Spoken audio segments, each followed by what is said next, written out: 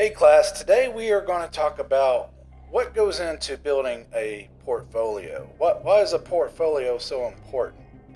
Well, a portfolio showcases your work, helps you stand out in a crowd, and makes you look like an expert. It also documents growth and monitors your skills as you progress in your life. Most importantly, what's written down on a paper isn't good enough for potential employers. They want to actually see examples of work, what you're capable of doing. Put your word to the test.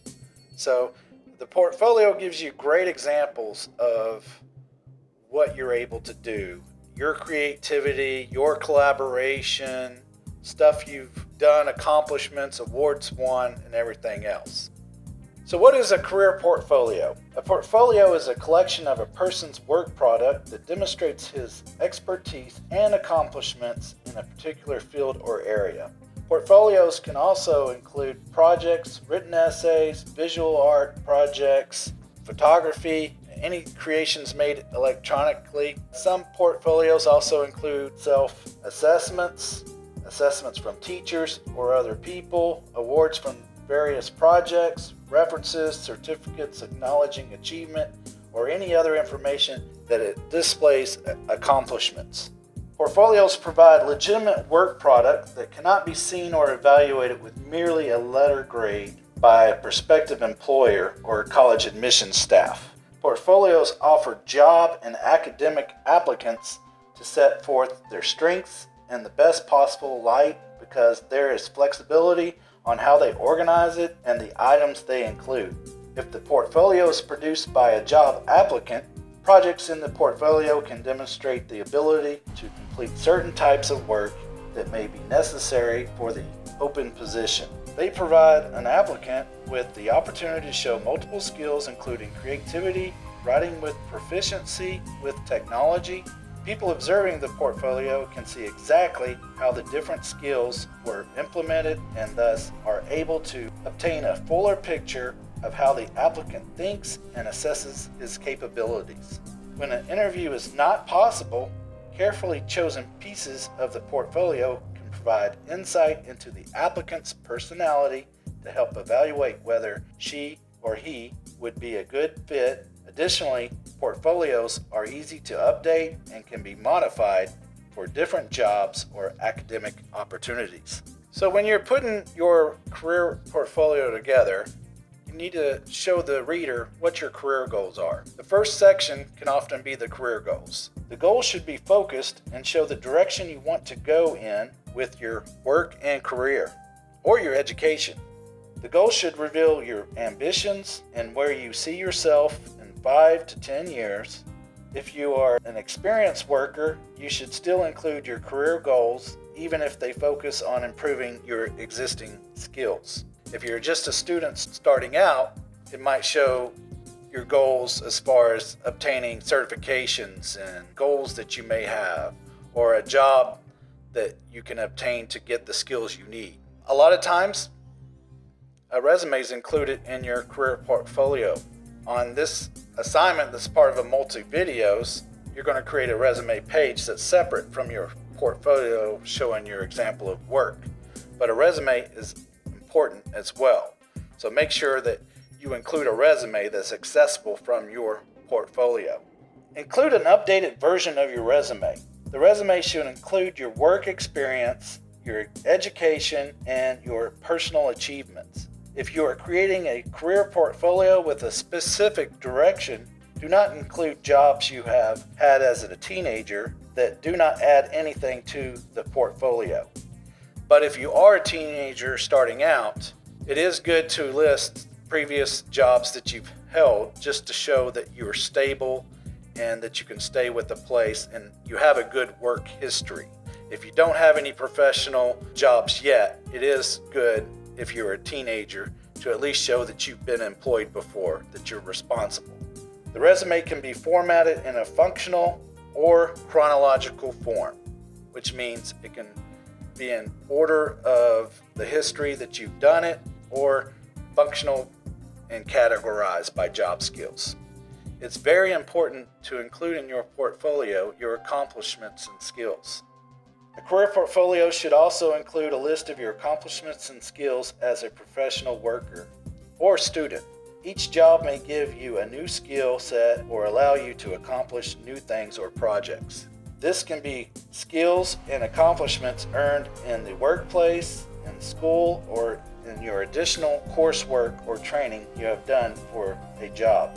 It can also include honored recognitions and workshops that you've participated in. Most importantly, portfolios need to show samples of work.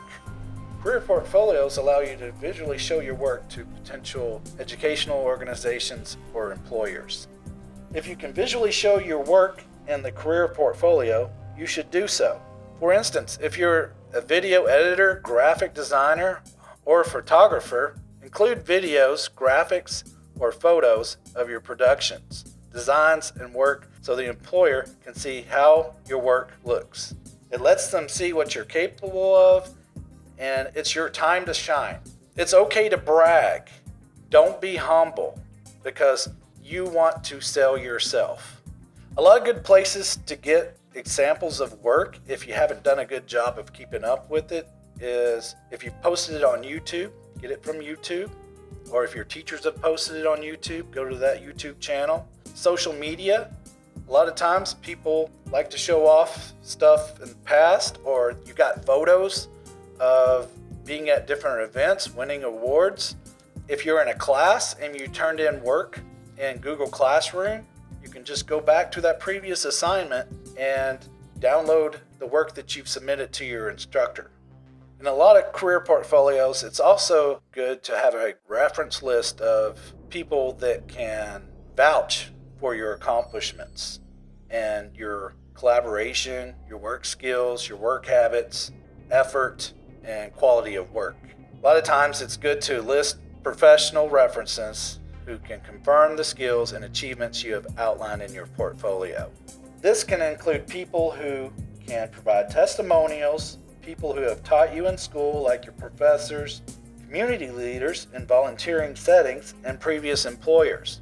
Also, if in school you're a part of professional organizations, you could list your sponsors.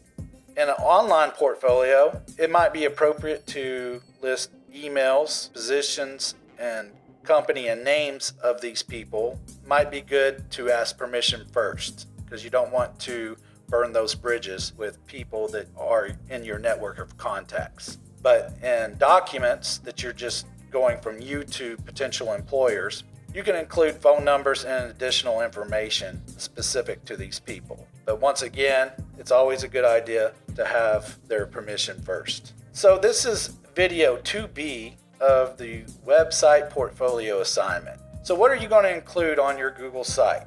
If you're just now coming and tuning in, we're building a web portfolio website using Google Sites.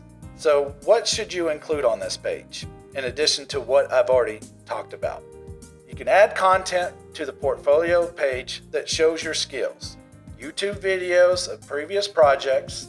If you've been in my class, you've done short films, on-demand video, interviews, news shows, how-to videos, or presentations. If you've taken graphic design classes or done graphic design for this class, include images of that. If you've done a video that showcases special effects done in After Effects or any other special effects software, show examples of that. Give descriptions and talk about that experience. If you've done photography for a hobby or taken a class, show examples of work. Any good voice narrations that you've done for videos or anything else, you may include that. If you've won awards through professional organizations such as Technology Student Association, Business Professionals of America, or anything else, be sure to include those photos or any videos or work that you've submitted and won awards for. It is perfectly okay to brag about this and showcase that you have competed and you're at a higher level comparable to people in other programs. Showcase collaboration. Any work that you've worked with teachers, co-workers, other students, anything that is noteworthy to show your skills and your ability to work with others. Include social media. It's also good to show potential employers that you're social media savvy, that you can network yourself and show what's going on in your life. Many businesses need people that can promote their business and sell their business through social media. So that could be a possible skill that they're looking for that you don't know.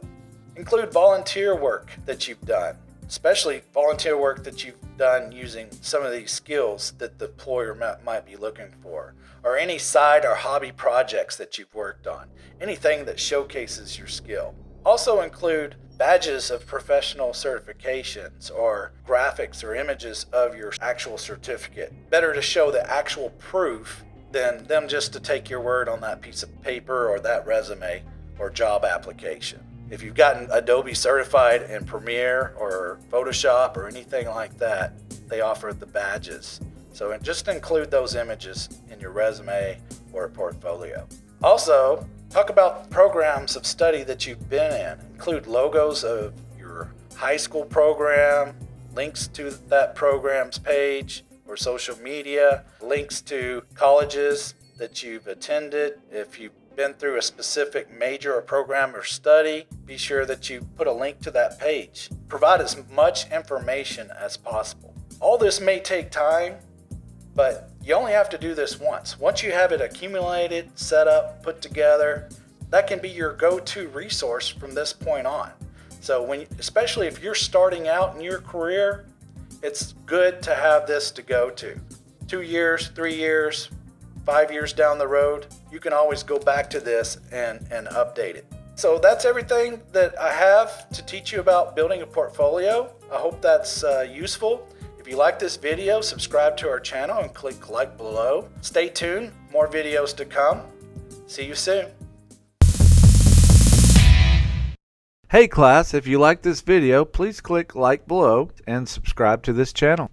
Also, like us on Facebook and follow us on Twitter.